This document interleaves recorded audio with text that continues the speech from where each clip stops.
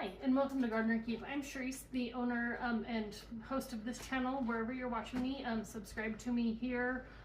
If it's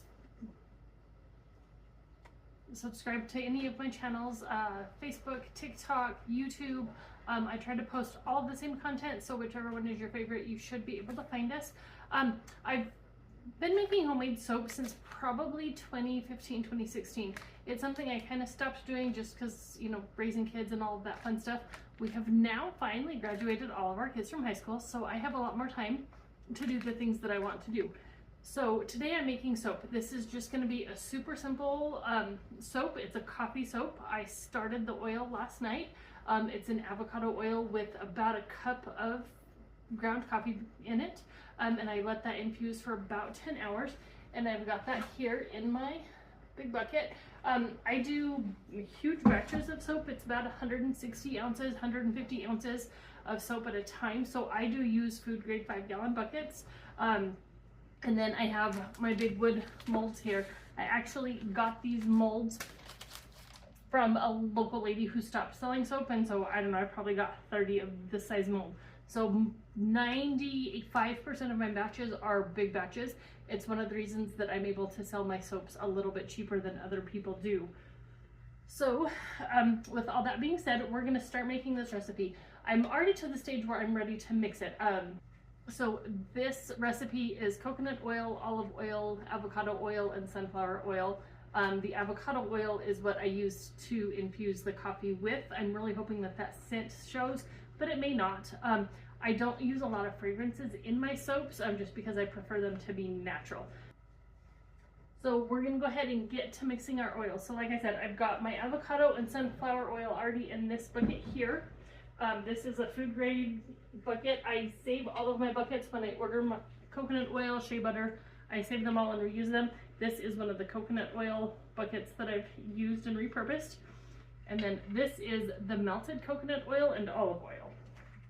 And I'm just gonna put them all together here.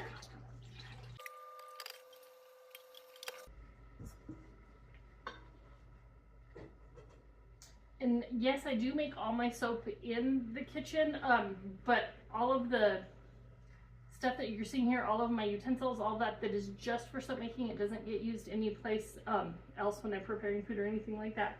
It is so. And then this is the lye. Lye is pretty hazardous. You can burn yourself. It is a base, so it will burn you. And so you just have to be careful. It's why I wear gloves. A lot of people even go as far as wearing masks while they're doing this, just because when you do first mix it, it does create quite a bit of fumes. So you want to make sure that that you're in a well-ventilated area, that you keep this away from any of any kids, any pets, anything like that.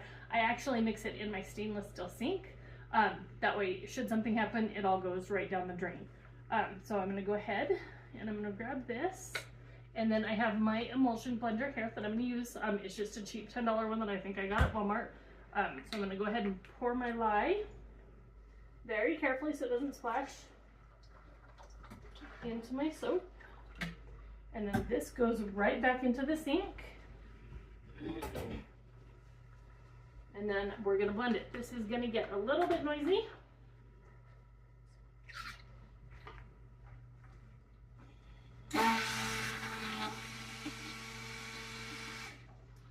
And then we're gonna watch it, and then we'll watch it trace. So.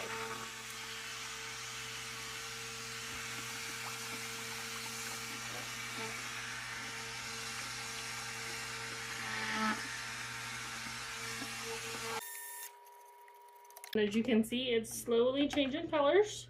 That's just everything mixing together.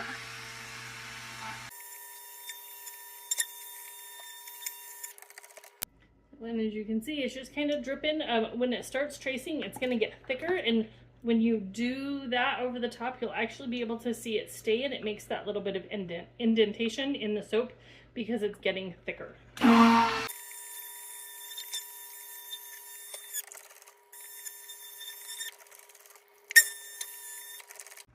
So when I'm stirring it, I do the immersion blender for I don't know, minute, 2 minutes, and then I stop and then I give it a real big swirl. That's just going to help get all the stuff off the sides and anything that's possibly trapped, or not trapped, but settled down at the bottom that maybe you haven't grabbed with the emulsion before.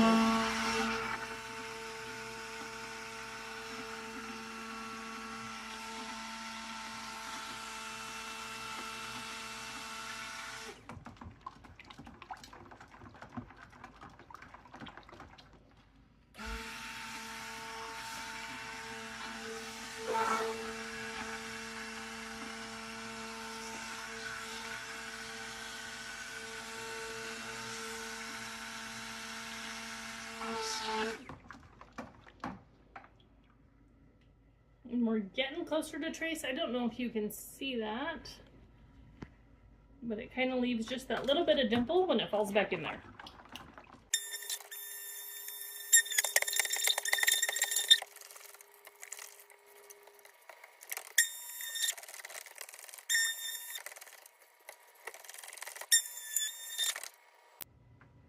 All right, so now we're gonna get ready to pour this.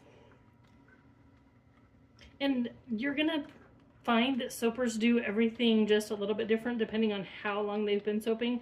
I know a lot of people that follow the recipes to the T. I don't. I've been, like I said, I've been doing this for almost 10 years now. And so when I do it, I just kind of do it by feel and what I'm looking for. I don't generally do a lot of fancy designs, simply because I want you guys to use my soap, and don't just set it on the shelf and be like, hey, it's super pretty, I don't want to run it. Yeah. So, all right, let me get everything repositioned here. Okay, and now we are ready to mix this. So we're just gonna pour it right in here.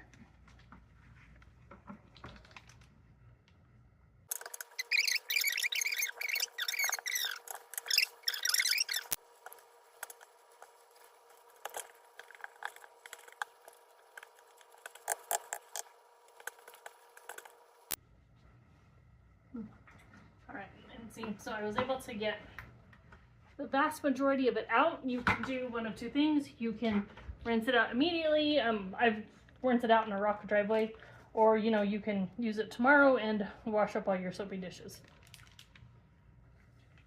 And now we're just gonna layer this here. And I leave the coffee grounds in it just because it makes for a great exfoliant.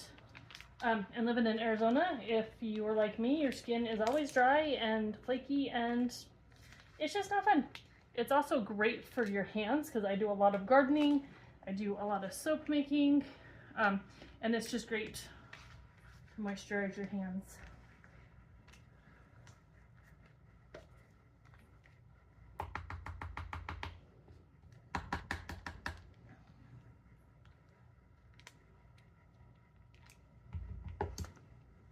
And this is something new that I just got that I'm going to do with this soap. I got these inlays from Soaper Supply. This one is a wood grain. I'm going to put it on top of here just so we can see how it looks. And then when we cut it, which I may have to cut this one because it's a little bit long.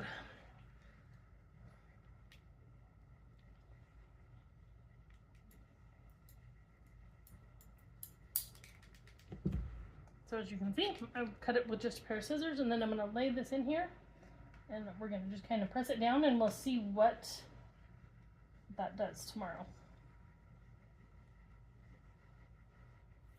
All right. And then, so this is going to go into the other room to cure, and what I'm going to do is I'm going to cover it with a thick towel, and we'll let it set until we cut it tomorrow.